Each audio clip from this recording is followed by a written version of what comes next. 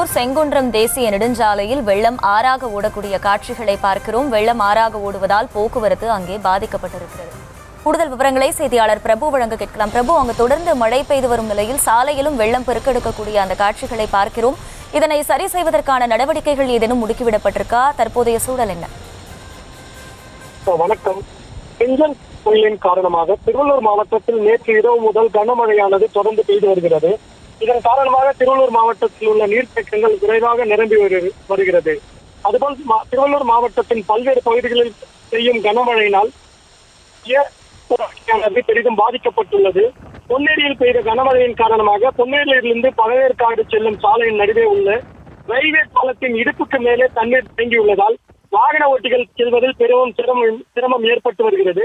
அதுபோல் செங்குன்றம் மற்றும் அலமாதி சுற்றுவட்டார பகுதிகளில் பெய்த கனமழையின் காரணமாக திருவள்ளூர் செங்குன்றம் தேசிய நெடுஞ்சாலையில் தண்ணீர், அதாவது மழைநீரானது ஆறு போல் ஓடுவதால் போக்குவரத்து பெரிதும் பாதிக்கப்பட்டுள்ளது. குறிப்பாக அலமாதி பகுதியிலிருந்து சுமார் 1 கிலோமீட்டர் தூரத்திற்கு மழைநீரானது தேசிய நெடுஞ்சாலையில் பாய்ந்து ஓடுவதால் செங்குன்றம் பகுதியிலிருந்து திருவள்ளூர் மார்க்கமாக செல்லும் அனைத்து வாகனங்களும் ஒரு வழி பாதையில் இயக்கப்பட்டு வருகிறது.